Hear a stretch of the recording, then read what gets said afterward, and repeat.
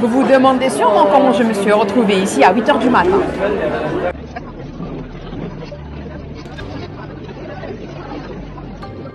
Hier soir, j'étais tranquillement sur mon fauteuil. Je voulais juste me relaxer. Je scrolle un peu sur Instagram, et puis la même pub, puis une promotion limitée, puis plus que 3 places. Et me voilà ici.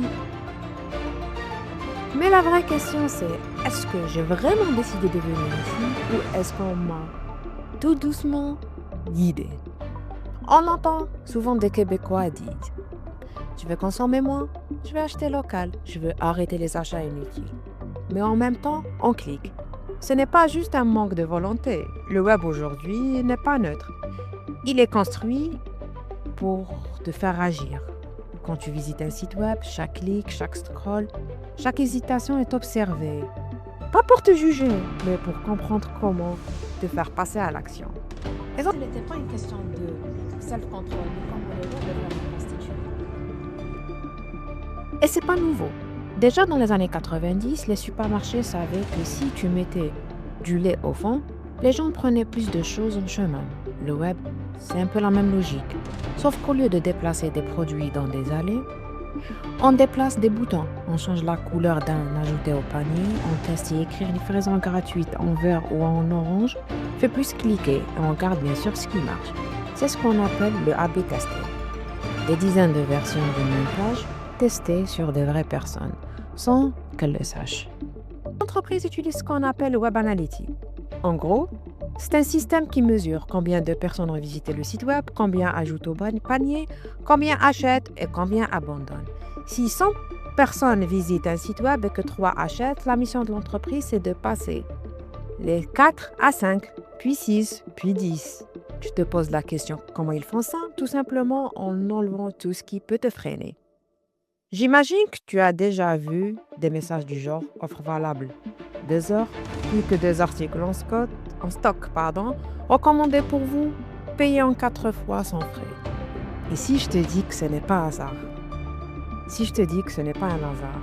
Notre cerveau réagit très fort à l'urgence, la rareté et la gratification immédiate. Quand on te dit plus que 3 places, ton cerveau entend « si tu ne prends pas maintenant, tu perds ». Quand on te dit 4 paiements de 25 $, ton cerveau oublie carrément les 100 $. Les entreprises testent tout ça, elles gardent uniquement ce qui te fait cliquer. Il faut savoir. Et ce n'est pas qu'une impression. Au Canada, le commerce en ligne a explosé pendant la pandémie. Il est resté plus haut qu'avant. Statistique Canada a confirmé cette tendance. Les entreprises ont donc massivement investi dans des outils pour capter cette demande. Google Analytics, pixels publicitaires, outils de reciblage. Ces systèmes collectent des milliers de points de données par visite. Et au Québec, on passe en moyenne plusieurs heures par jour sur mobile. Ce qui veut dire que l'interface dans ta main est devenue le principal terrain de jeu de ces statistiques d'optimisation. Aujourd'hui, l'attention est devenue une source. Plus une plateforme te garde longtemps, plus elle apprend sur toi. Et plus elle apprend sur toi, plus elle peut te montrer le bon produit au bon moment ou au moment où tu es vulnérable. C'est là où la phrase « je veux consommer moins » se fait grignoter petit à petit. Imaginons une entreprise québécoise qui vend des vêtements éco-responsables. Elle encourage à consommer moins, mais elle installe quand même des outils de suivi pour améliorer ses ventes.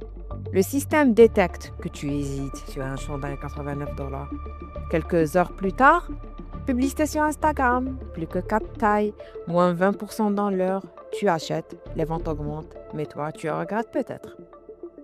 Au Québec, on a maintenant la loi 25. Ça oblige les entreprises à être plus transparentes sur les données qu'elles collectent. Mais dans la réalité, beaucoup continuent à suivre massivement parce que ça augmente les ventes.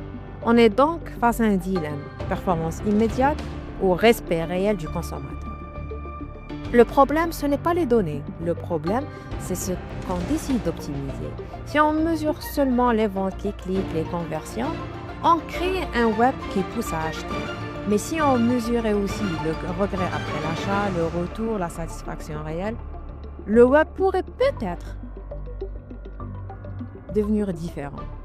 Alors la vraie question est, ce n'est pas pourquoi les gens achètent trop, c'est est-ce qu'on a construit un web qui respectent vraiment leurs attentions. Alors, qu'est-ce qu'on fait avec tout ça? Ce n'est pas arrêter Internet, c'est juste être conscient du jeu.